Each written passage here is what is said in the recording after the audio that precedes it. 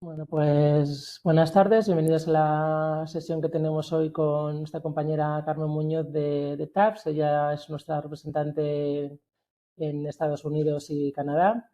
El webinar de hoy se llama De exportador a operador local, una guía práctica para vencer las barreras y maximizar la competitividad de las empresas en el mercado de Estados Unidos.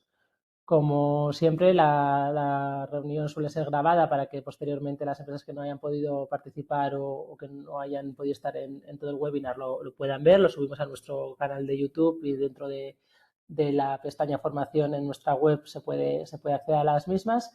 Igualmente, pues Carmen estará encantada luego de responder a las preguntas que haga falta. Para ello tenemos el chat disponible aquí en el menú de la derecha o no, si somos poquitos, pues también levantando la mano y os daría paso, Carmen. Muy bien, pues muchas gracias, Carmen. Cuando quieras. Muchas gracias, Nayara. Gracias a todos por uniros una vez más a nuestro webinar. Como sabéis, el objetivo de IPEX y de esta antena en particular es ayudaros o asistiros a todos los exportadores a internacionalizaros en los Estados Unidos. Nuestro objetivo es siempre facilitaros este soft landing y atender vuestras necesidades desde el punto de vista de dudas, consultas, como también las diversas actividades de promoción que organiza IPEX y las que apoyamos localmente desde aquí. Bueno, pues para esta sesión la idea era un poco continuar con la sesión que tuvimos en octubre y revisar un poco las estrategias o la estrategia principal para poder vencer esas barreras y maximizar nuestra competitividad en el mercado de los Estados Unidos.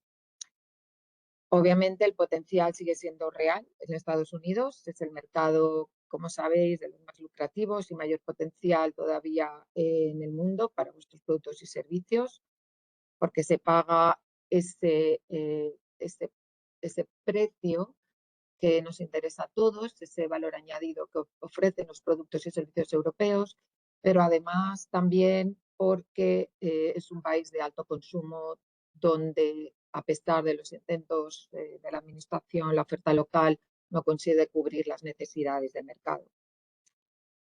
Pero es cierto que, como estamos viendo, la estrategia para operar solo como operador directo está siendo bastante penalizada últimamente más. Y tenemos, o sobre todo, o lo más patente, son las barreras de coste, los aranceles y los temas logísticos que erosionan nuestros márgenes y nos impiden llegar de forma competitiva al mercado. Pero también hay otras barreras ocultas que, si no estás aquí en el mercado de forma presente, no son, digamos, patentes, pero que con todo el tema de aranceles y con el tema de e-commerce y con todas estas nuevas estrategias de entrada, se han puesto más en relevancia, como por ejemplo es el nexo económico, que realmente expone a la matriz a obligaciones que no conoces, pero que te expone al sistema fiscal de Estados Unidos y también al legal. Entonces, aquí lo que yo quiero comentar es que este webinar es un poco más repasar por qué la necesidad de convertirnos de exportador a operador local y cómo hacerlo. La tesis es que constituir nuestra propia entidad en Estados Unidos es la forma más eficiente de vencer esas barreras si efectivamente, y esto lo voy a repetir durante todo el webinar, Estados Unidos es el mercado en el que queremos crecer y expandirnos, no solo vender puntualmente, y asegurar nuestra supervivencia en el mercado y ese crecimiento. Aquí vamos a exponer dos tesis, que es la defensa, cómo vamos a defender a nuestra entidad, y el ataque, ¿no? O cómo vamos a actuar para obtener y expandirnos en el mercado. Pero primero que todo, quería repetir un poco el tema de los aranceles. Y el estatus y lo que significa para nosotros. A ver, ahora. Ok, voy a minimizar. Aquí, a ver si soy capaz. Ok. La situación actual, similar a la que vimos en el último webinar, sigue siendo el acero y el aluminio, todavía están en temas de acuerdos de cuotas definitivos. Depende un poco del tema de las cuotas ahora mismo. En tema de los bienes en general, seguimos con el 15% como arancel punitivo, según la sección 301. Y, por supuesto, tenemos el final o la finalización de la exención de los $800 de minimis, que ha sido suspendida en general para todas las importaciones. Entonces, de nuevo, esta ha sido una transformación muy significativa que nos ha dejado a todos un poco, sobre todo, con esa inestabilidad o el no tener esa seguridad de saber qué vamos a hacer o cuáles van a ser los siguientes pasos y qué estrategia establecer. Pero, a ver, bueno, aquí lo que comentábamos era un poco cuáles eran estos riesgos y oportunidades y estrategias. Los riesgos principales del tema de los aranceles, esto es un poco un repaso de lo que vimos en el webinar anterior, es la pérdida de competitividad, obviamente, el golpe que ha supuesto para pymes y para las que estábamos trabajando en e-commerce, la eliminación del de minimis, y cómo ya pierde atractivo nuestro envío de productos directamente al consumidor frente a competidores locales. Obviamente, la reducción de la demanda, porque si tenemos productos similares locales, hemos perdido esa competitividad. El aumento del precio, riesgo reputacional y la dependencia logística aérea. Esos son nuestros riesgos principales. Pero también tenemos oportunidades que hemos identificado. Canales o mercados alternativos, la oportunidad también de sustituir con nuestros productos otros productos de países con aranceles más elevados que los nuestros. Y esta parte la hemos visto con productos como, por ejemplo, calzado, donde hay más interés ahora mismo por productos españoles y también por otros productos de origen de otros países que han sido más afectados y que nuestros productos pueden sustituir. La optimización, es decir, ahora tenemos una oportunidad de reposicionar nuestros productos como con un valor añadido, es decir, nuestros productos no compiten por precio, sino por calidad.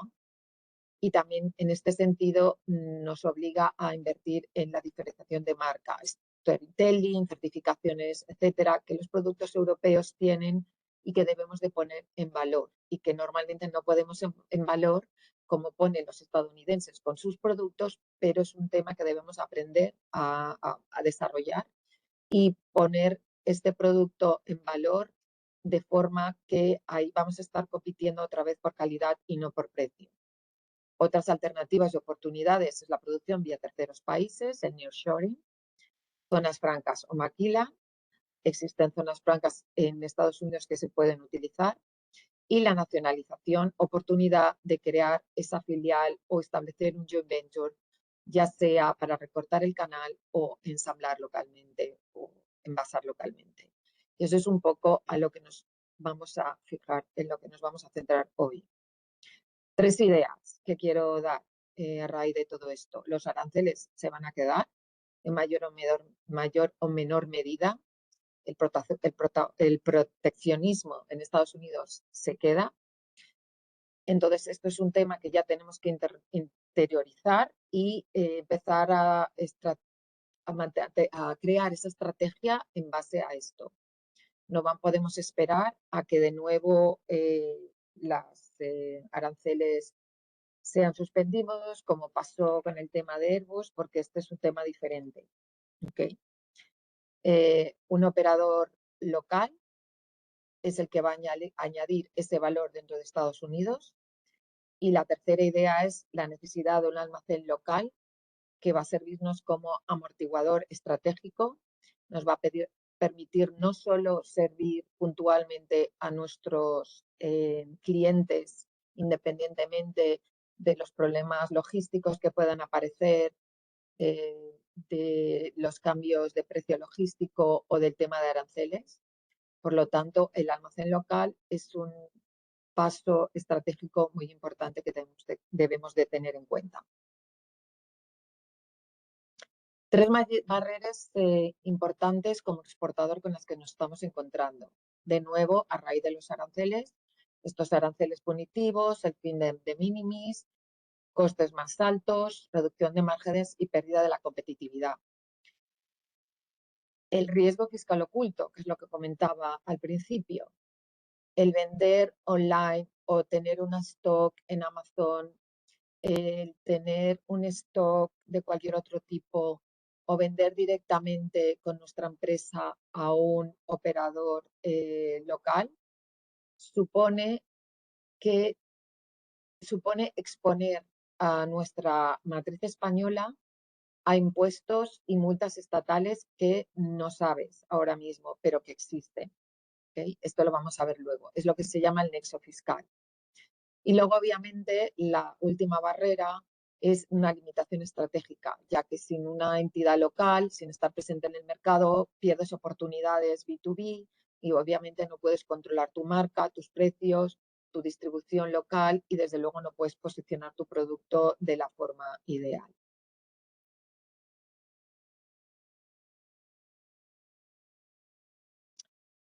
¿Y cómo vamos a vencer esas barreras? Como comentaba, la entidad local es ahora nuestra estrategia principal, tanto de defensa como de ataque.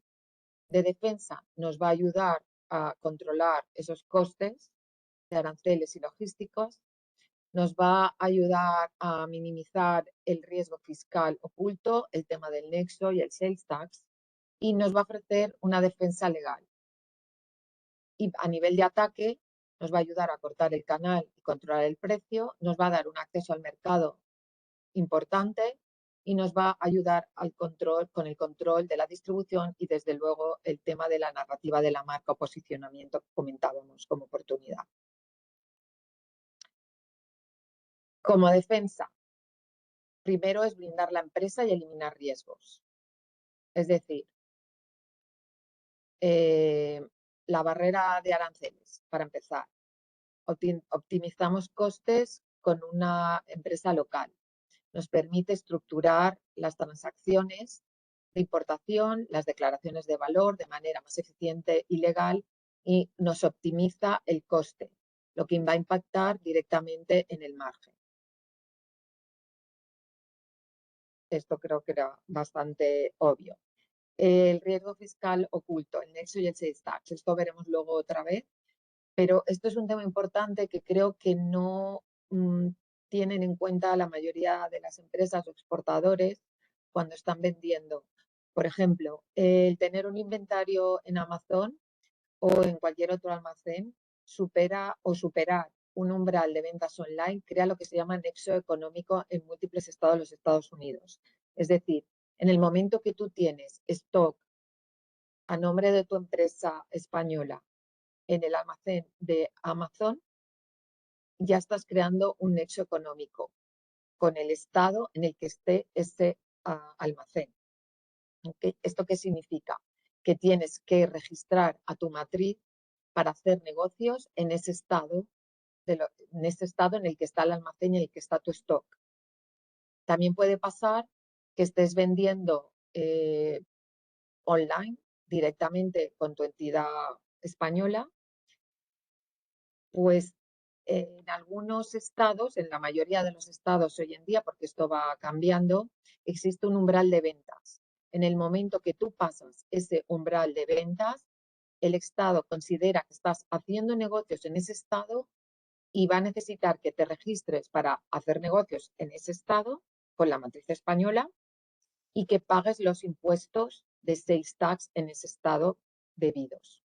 Hay que tener en cuenta que no es un tema de registrarte en 50 estados, sino que hay y de cargar el tax que sea necesario, sino que hay unas 12.000 jurisdicciones de sales tax.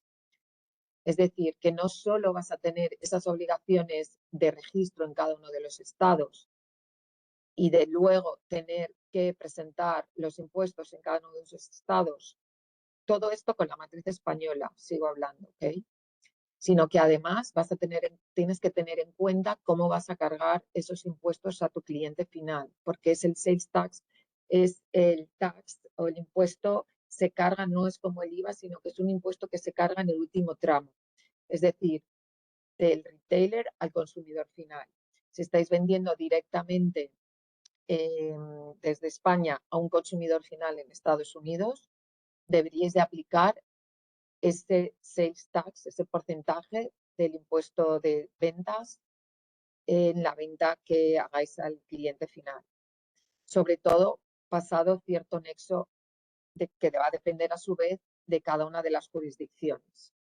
Es decir, en resumen, que la matriz española se está exponiendo a la obligación de registrarse para pagar el sales tax estatal que se recoja de sus ventas y además puede suponer bueno, pues que haya un vínculo fiscal también a nivel federal o de los estados. ¿Cómo nos vamos a defender? Aquí blindamos la empresa constituyendo una entidad que va a blindar a la matriz. La obligación fiscal se traslada a la nueva entidad de Estados Unidos, que va a ser la que maneja el compliance o el cumplimiento regulatorio ya de una forma localizada y predecible. Es decir, que va a ser la entidad local la que va a ser la responsable de recoger esos impuestos locales o de sales tax y pagar al Estado, y que va a ser la empresa que va a estar registrándose en cada uno de los estados.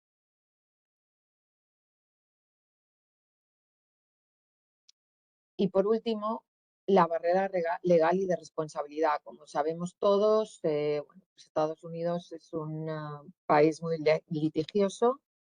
Y una de las principales razones por las que las empresas europeas y de todo el mundo crean una entidad local no es solo para poder expandir y crecer el negocio, que debería ser la razón principal, sino que además, sobre todo, protege, ofrece ese blindaje protegiendo a la entidad española en este caso de cualquier demanda, porque sería la entidad estadounidense la responsable ante el consumidor y ante cualquier posible demanda o problema.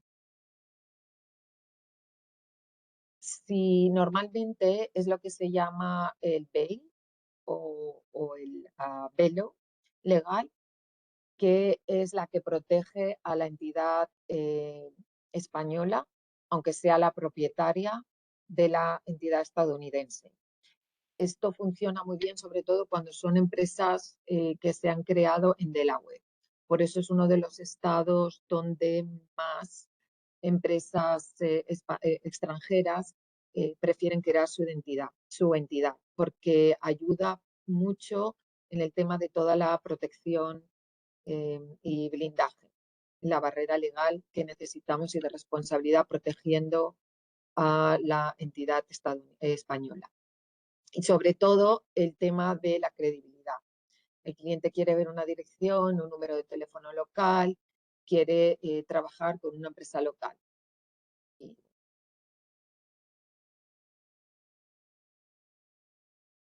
Y a nivel de ataque, ¿cómo podemos maximizar la competitividad y nuestras oportunidades? Esto también es un poco obvio, ¿no? Lo que queremos es controlar precios y ser competitivos. Y para esto necesitamos acortar el canal. Como muchos sabéis, en Estados Unidos, para ciertas industrias, sobre todo, como es alimentación eh, y otros bienes de consumo, el canal tradicional es un canal muy largo. Es un canal muy largo y al ser un país, un mercado ya tan maduro, esto supone que no solo es largo, sino que además muchos de los operadores a su vez digamos, se solapan. ¿ok? Lo que a veces hace muy complicado el poder llegar y expandir si solo estamos exportando directamente. Nos hace depender de un importador, un distribuidor, que a su vez va a vender, el importador va a vender a un distribuidor. Él puede ser el importador y distribuidor en un estado y trabajar con otros distribuidores en otros estados, que a su vez van a vender a los retailers, que a su vez venden al consumidor. Cada paso añade un margen entre el 12 y el 40%, dependiendo del producto y el servicio que nos estén ofreciendo. Si optamos por el canal corto, es decir, son nuestros propios importadores en Estados Unidos, directamente pasamos a trabajar con otros distribuidores, directamente con retailers o incluso trabajar directo consumer. En este caso, nuestra entidad también puede tener almacenes locales, puede tener su stock en su propio almacén local, en un third party logistics, 3PL, o puede tener su stock, bueno, pues si estás trabajando con Amazon, en Amazon directamente. También nos permite, en este caso, llegar al consumidor con un precio más bajo. Si queremos, digamos, repercutir ese ahorro al consumidor, entonces nuestro precio final de venta, bueno, pues nuestro producto va a ser muchísimo más competitivo, o esos beneficios podemos aumentar revirtiendo en marketing y en otras estrategias de crecimiento como contratando salesmen, contratando brokers y haciendo otro tipo de acuerdos que nos puedan beneficiar a largo plazo. Obviamente nos va a permitir acceso a líneas de negocio y otros socios estratégicos. Por ejemplo, muchas cadenas de supermercados, otros distribuidores, corporaciones, por ejemplo, Walmart.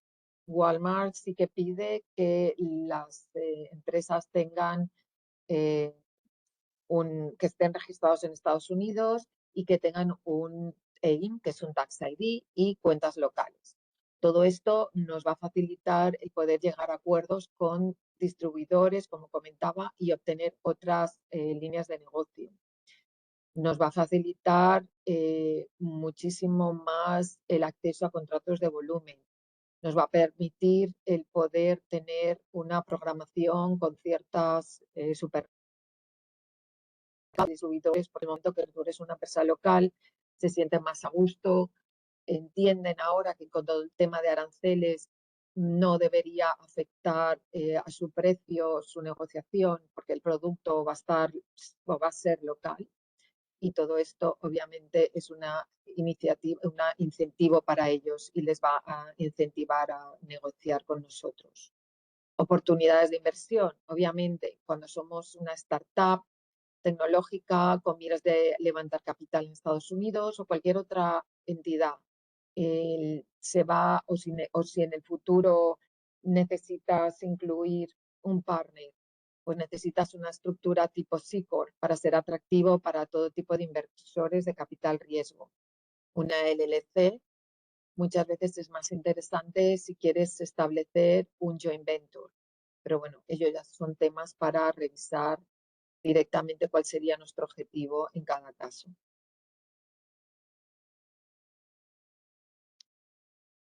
Y por último, la tercera, digamos, el tercer punto o línea de ataque para maximizar nuestras oportunidades es que vamos a tener control total. Es decir, ya no vamos a depender de un importador único o dos o tres pequeños importadores, sino que podemos gestionar simultáneamente todas nuestras ventas trabajando con el importador con el que estábamos, que a lo mejor nos cubría muy bien un estado, pero podemos ya trabajar directamente con otros distribuidores en otros estados, directamente, como comentaba, con retails. Nos va a permitir gestionar nuestras ventas tanto en marketplaces, B2B, B2C, en supermercados y otros distribuidores especializados, y nos puede abrir otras líneas de negocio, como por ejemplo, dependiendo del producto, pero bueno, aquí son muy fuertes contratos tanto para servir a la industria, si nuestro producto o servicio o producto, por ejemplo, trabajamos productos que pueden ser un ingrediente para otra industria, si por ejemplo trabajamos con otro tipo de servicios que puede ser interés. Entre otros, se me ocurre el gobierno estadounidense. El gobierno estadounidense es uno de los compradores más importantes del mundo, tanto para temas industriales, para temas de escuelas, para temas, bueno, de todo tipo, ¿ok? Y es importante tener esa empresa local para acceder a esas líneas de negocio que se nos presentan, sobre todo en el ambiente actual en el que vivimos. Y por supuesto lo que comentaba, la narrativa, el control del mensaje de marketing, de nuestra relación con el cliente, asegurarnos que la marca se posicione y que se adapte al gusto del consumidor. Muchas veces necesitamos estar aquí localmente para saber exactamente qué es lo que busca nuestro consumidor. De otra forma, estamos dependiendo de terceros que nos van a indicar que el producto puede ser con este tipo de marca, con no. O sea, aquí lo que quiero comentar es que este es un mercado en el que no puedes traer, o muy rara vez puedes traer tu producto directamente tal y como se vende en Europa, sino que tienes que adaptarlo al gusto de Estados Unidos, al mensaje del consumidor estadounidense. Es muy importante el poder hacer ese estudio, el poder identificar quién es nuestro cliente y el poder adaptar nuestro producto y servicio a ese cliente interesado.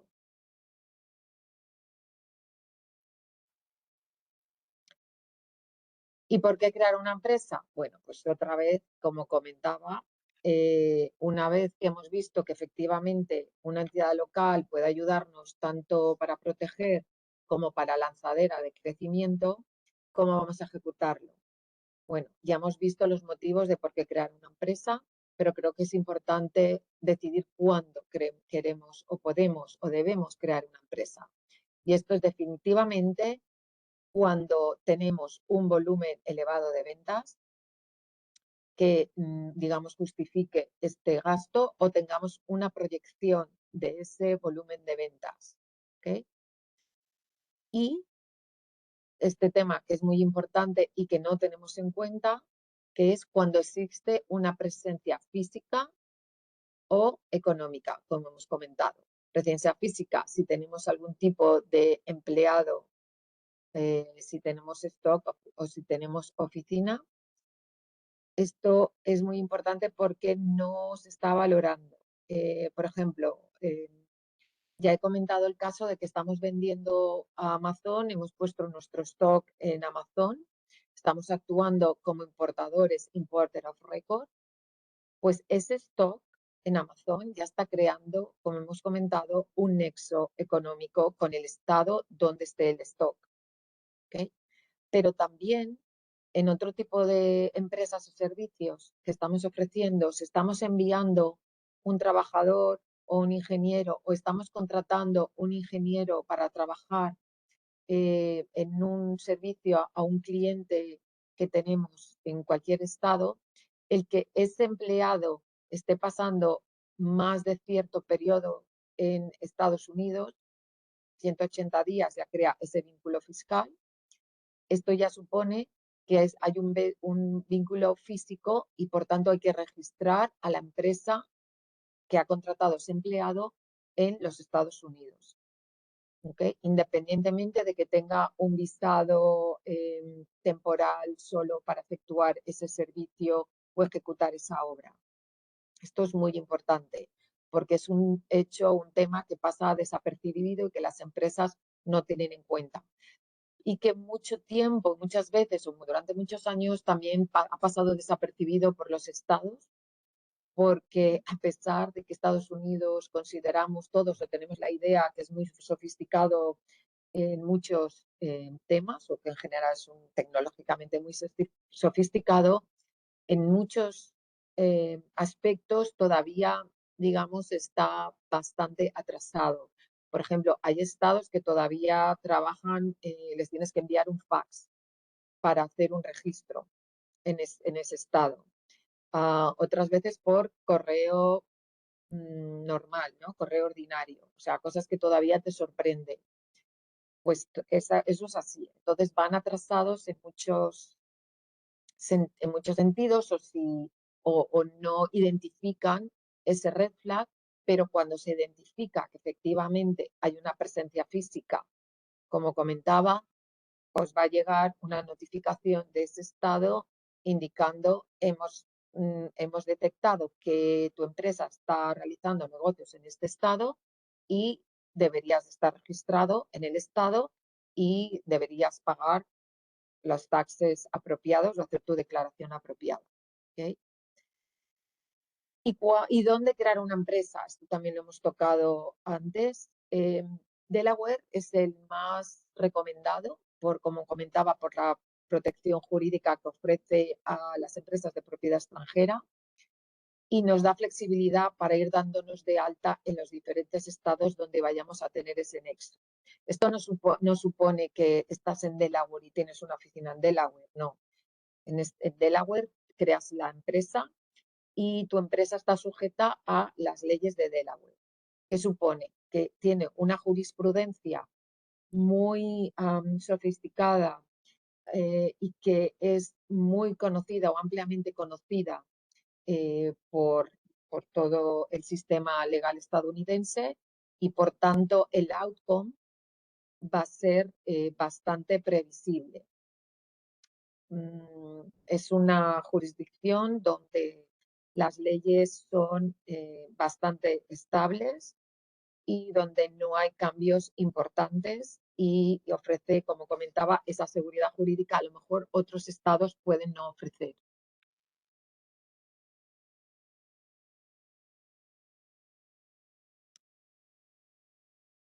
En esta diapositiva lo que tenemos es un poco para que veáis un poco, percibáis cuál fue, bueno, hicimos una especie de sondeo entre diferentes empresas que habían trabajado, habían creado su empresa en Estados Unidos y esto fue un poco el resultado.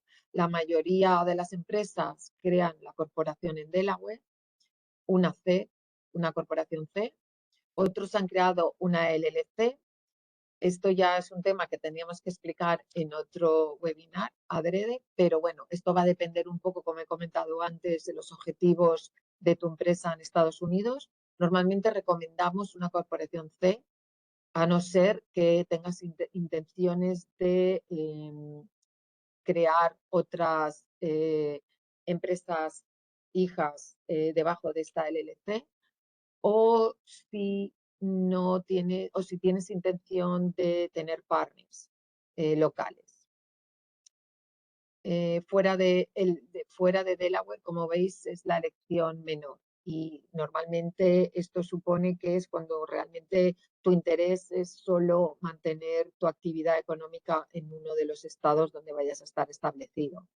¿Okay? Pero si realmente tienes interés en establecerte en el resto o ampliamente en los diferentes estados, y esa es tu estrategia de crecimiento, sí que se recomienda el estado de Delaware por todos los temas que he comentado, sobre todo por la protección jurídica que ofrece. Y en base a la experiencia, bueno, en general la experiencia, como veis, es fácil. Con un 24% diciendo muy difícil o muy difícil, un 26% en general. ¿Okay? ¿Esto por qué? La implantación en Estados Unidos obviamente no es igual que en España, entonces como cualquier otro sistema donde vayamos a entrar, necesitamos conocerlo, necesitamos asesoramiento para conocer todas las obligaciones. Es fácil porque es fácil crear una entidad y eso es así. Pero hay que tener en cuenta que debemos elegir la mejor entidad y dónde crearla.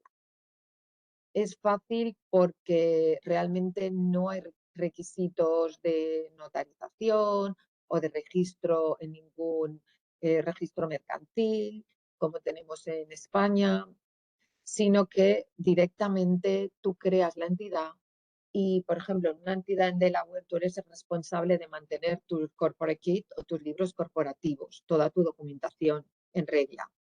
Son obligaciones que tienes tú como empresario o es una obligación tuya, ¿ok? El mantener eso de good standing o esos libros en regla. Realmente no supone mucho más. El resto sería el tener o cumplir con obligaciones de renovar puntualmente o anualmente los registros, por ejemplo, en Delaware. En otros estados las renovaciones pueden ser anuales o bianuales, dependiendo del estado.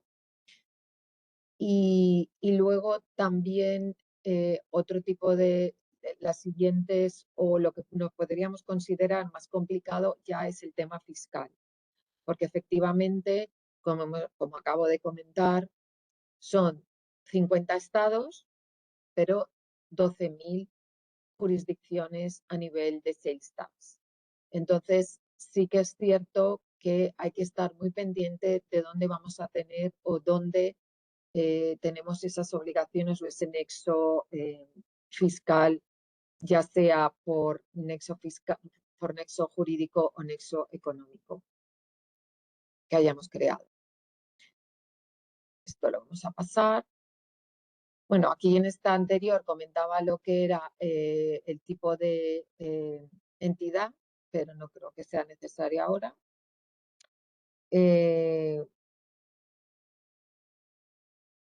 Esto es otro resultado del sondeo que realizamos, que creo que es interesante porque nos habla de los desafíos operacionales.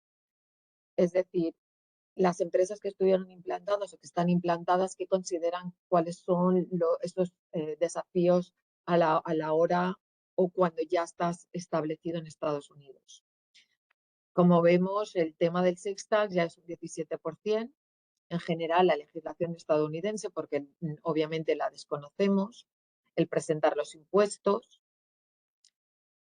gestionar nóminas y beneficios de los empleados y, parece increíble, pero la apertura de una cuenta bancaria aparece como uno de los desafíos operacionales más importantes.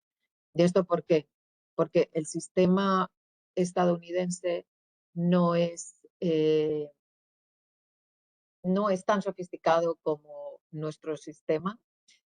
Muchos sabéis que es un poquito, digamos, más atrasado. Aquí todavía existe el tema del pago a través de cheque.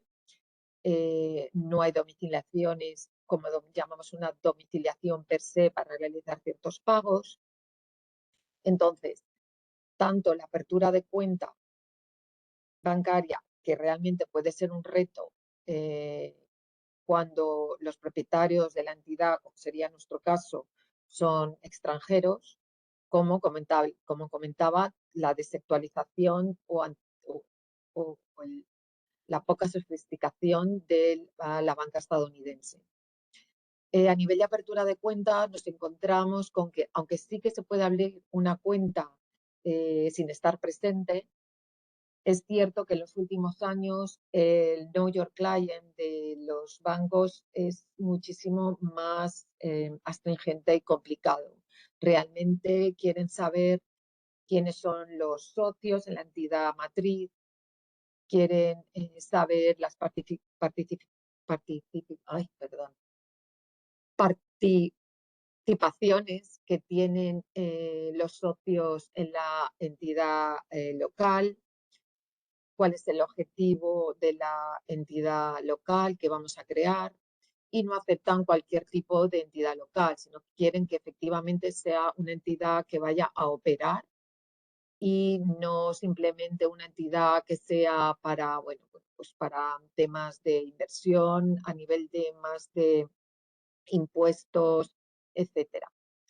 Entonces, es importante a la hora de abrir la cuenta contar con todo digamos, el corporate kit bien actualizado, donde esté todo la entidad, todos los documentos bien preparados, etcétera. Que me he pasado. Aquí quería comentar de nuevo todo el tema del nexo físico, que creo que es importante, y cómo es importante porque, como comentaba, el nexo físico, tanto por stock, por empleados o con que tengamos una simple oficina, como el nexo económico. Es decir, que pasemos el umbral económico que varía según cada estado y el volumen de transacciones que realicemos. Es importante si estáis trabajando a través de ventas online o a través de e-commerce, el tener esto bien atado. Hay muchas empresas tecnológicas, bueno, nosotros por ejemplo trabajamos con Avalara, que puedes conectarlo con tu empresa de e-commerce. Si estás trabajando con Shopify, también ofrece este servicio que te va a ofrecer todo el tema del tipo de tax que tienes que aplicar para cada venta en cada una de las jurisdicciones. Pero sí que es cierto que en muchos casos estas empresas no ofrecen lo que serían los registros locales en cada uno de los estados. Entonces, esto es otro tema a tener en cuenta.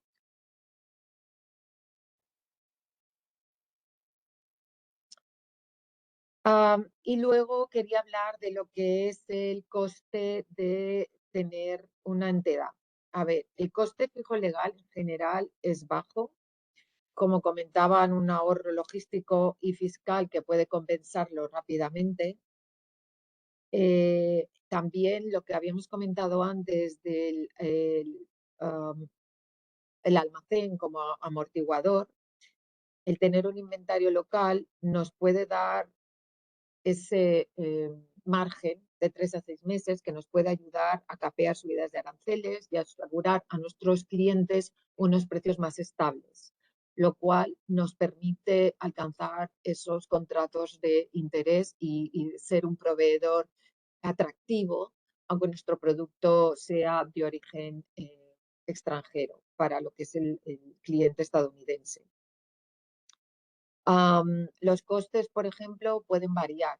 ¿Okay? Está claro que el crear una entidad hoy en día online la puedes crear por 100 o $200. Pero sí que os aconsejo, si es cierto, si de verdad tenéis pensado esa estrategia de creación de una entidad local, el que optéis por lo que sería el consejo legal. ¿Okay? Entonces, una creación de una empresa, unos honorarios podrían ser unos $3.000, más el registro, lo que sería en Delaware, que serían unos 200 y pico dólares, más lo que se llama el agente regional o el agente local. ¿Okay? Luego, el mantener una dirección legal o comercial, bueno, que puede ser en cualquier espacio que lo pueda ofrecer para poder recibir el correo tanto legal como comercial, unos $1.200 al año. Y luego ya la contabilidad y la declaración de impuestos. Esto ya es un tema que va a ser un poquito más elevado y hemos visto un crecimiento en los honorarios de los contables públicos en los últimos años bastante desproporcionado, a mi parecer. Pero bueno, es la ley de la demanda. No hay tantos CPAs cualificados en este país y sobre todo manejando temas de empresas que tengan ese vínculo internacional. Entonces puede ir a partir de más de unos 3.000, dependiendo del número de estados en los que haya presencia o haya nexo. ¿Okay? Y luego el tema del almacén logístico, que va a variar, depende del almacén, obviamente, de los servicios que nos vayan a ofrecer. Si nos van a ofrecer solo un almacén, si nos van a ofrecer el servicio de la última milla, etcétera. Pero en general hay que calcular para el primer año al menos unos de 10 a $12.000. ¿ok? En los años consecutivos, dependiendo también de, bueno, pues de la actividad que tengamos por estado, o si vamos a tener que ir registrando estados, etcétera, va a variar también, pero yo consideraría de unos 9 a 12.000 dólares al año igualmente. ¿Ok? A ver, las ventajas es que, bueno, puedes usar un modelo de Launchpad que te evita el alto coste de contratación al de un personal fijo para empezar. Puedes hacer tu manejo propio de la facturación y de tus cuentas a distancia. Luego utilizas un servicio de CPA para gestionar los impuestos, tanto federales como estatales, que te hace esa revisión y te prepara los statements finales y hace la presentación de impuestos a nivel federal y estatal. Y bueno, esto sería en principio lo que yo aconsejaría. Luego, también es interesante ver la posibilidad no solo de utilizar nuestra entidad para vender, sino para en algún momento ya más adelante, claro, dependiendo de la estrategia de cada empresa, de producto o servicio que estéis vendiendo, comercializando, que es el añadir el valor añadido final, ya sea el empaquetado, el etiquetado en Estados Unidos, de forma que pueda optimizar también bueno, pues, nuestro código arancelario y, por tanto, el valor imponible de estos productos que estamos comercializando. Finalmente, lo que decimos siempre es go big o go home. A ver, yo he comentado aquí que la estrategia de internacionalización o la estrategia de creación de una entidad como barrera, como para finalmente, digamos, enfrentarnos a esas barreras de costes y otras barreras ocultas, es decir, la estrategia de defensa y de ataque que hemos comentado, supone el go big o go home. Es decir, realmente tenemos que estar comprometidos en Estados Unidos. Realmente debemos considerar que este es nuestro mercado de crecimiento, en el que vamos a estar súper comprometidos, no solo en recursos, sino también en atención. Requiere un compromiso. Debemos de disponer de los recursos necesarios, por lo menos para los 2 primeros años. Sinceramente, en la experiencia que tenemos local, hemos visto empresas que en el primer año han sido capaces ya de rentabilizar esa inversión anual de gastos de mantener la entidad. Eso sí, hay que tener un buen plan de nuevo y tenerlo todo bien controlado. Pero este es un mercado, otra vez, y como todos y como muchos sabéis, que si se realiza una buena estrategia, realmente es muy agradecido.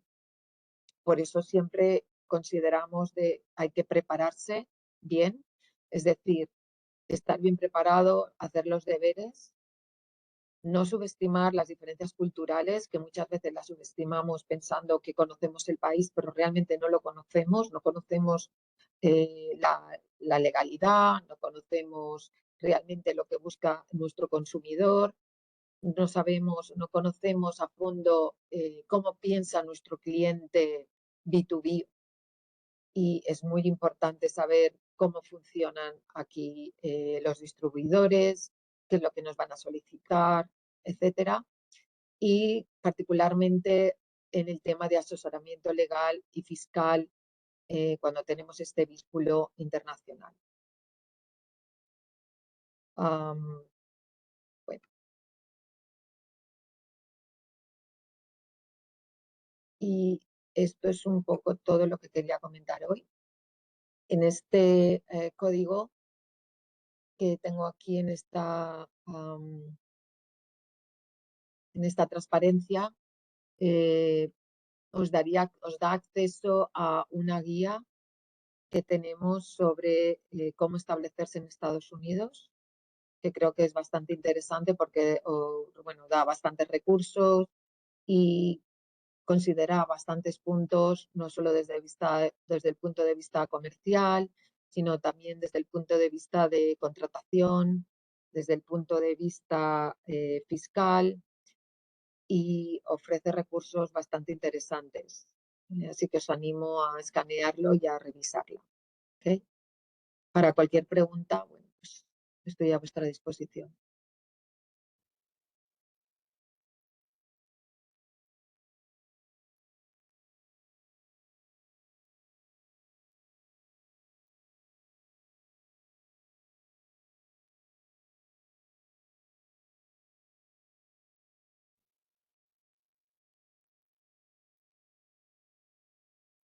Si tenéis alguna pregunta, me podéis escribir directamente a carmen@tabsinc.com. Y bueno, creo que ya nos hemos pasado el tiempo. Oh.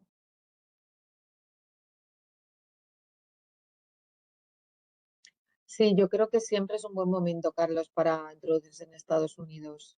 Lo que sí que es cierto es que, bueno, yo ya estoy hablando de, digamos, la última fase, pero este es un mercado todavía interesante, muy agradecido, con todavía, bueno, ya lo sabéis todos, mucho consumo, que es lo que mueve este país. Esto no disminuye. Lo que sí que recomiendo siempre es que hagamos nuestros deberes. Entonces, no solo os animo a investigar qué se está vendiendo, eh, qué hace vuestra competencia, qué precios están vendiendo. Bueno, hoy en día lo podéis ver todos online, pero si tenéis alguna duda, por favor, nos podéis preguntar. Pero además, yo os animo a que participéis en algunas de las acciones que se organiza desde IPEX de promoción, porque puede ayudaros. Yo le llamo más una misión estudio. Podemos identificar quién sería vuestro cliente final, podemos identificar si vuestro producto se ajusta, qué necesidades tiene de adaptación, y podéis obtener desde luego lo que sería el feedback de clientes potenciales, que en ese sentido los estadounidenses son bastante buenos. No les importa compartir, no les importa indicar qué necesita, siempre está dispuestos a ver productos nuevos. En eso son súper abiertos. Entonces yo sí que lo veo que es interesante, desde luego. También va a depender del producto o servicio, pero bueno, si tú tienes un producto con un valor añadido eh, que te pueda hacer algo diferente, desde luego te animo a intentarlo. Y tener almacén en México y exportar, bueno, pues sí, es lo que están haciendo varias empresas ahora mismo. Otra vez va a depender del tipo de producto y servicio, pero me parece que es interesante tener ese almacén. Lo que pasa es que ahora jugamos con el tema del origen. ¿Ok? Entonces tendrías que ver también con un broker de aduanas cómo va a afectar si tu producto es origen Europa, si realmente va a afectar, bueno, cómo va a afectar a la hora de entrar, porque al final lo que se revisan es la regla de origen. ¿Ok? Lo que sí que es cierto es que si tú tienes el almacén en México, a nivel logístico, obviamente ya es una ventaja que te puede ayudar, ¿no? A nivel competitivo, de competitividad de tu producto. A nivel de empresa certificadora va a depender del producto. Si tu empresa certificadora europea te garantiza que el certificado que está ofreciendo se acepta en Estados Unidos, perfecto.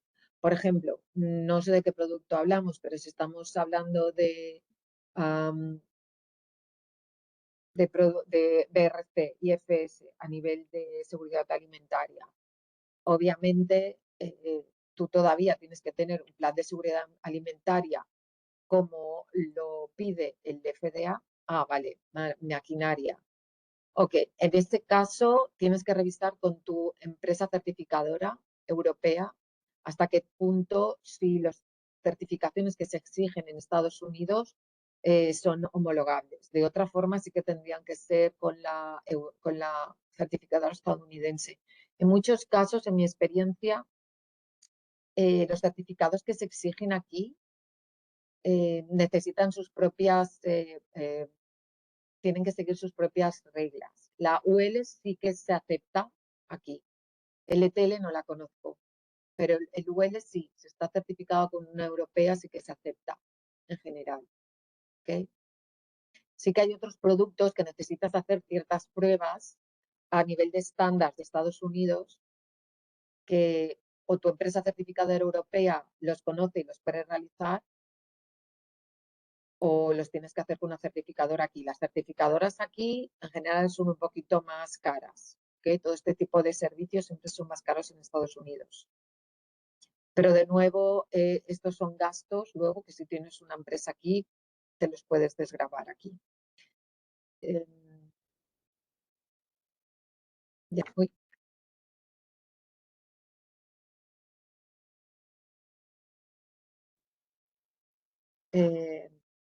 Si quieres que te lo podemos revisar con mucho gusto el tema de tu maquinaria, Víctor.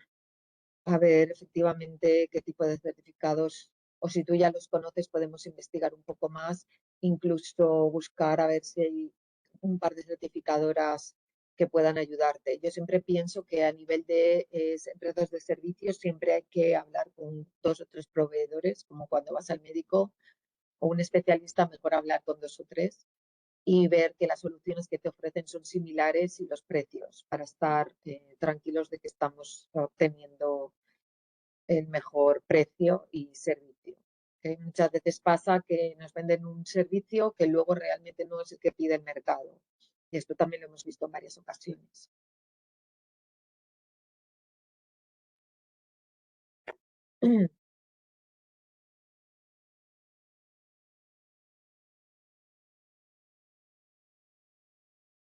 Bueno, os agradezco a todos vuestro tiempo de nuevo y nos vemos en la próxima. Sigo a vuestra atención para cualquier cosa que necesitéis. Buenas tardes a todos. Muchas gracias, Carmen. Gracias. Gracias. Gracias, Carmen. Buena tarde.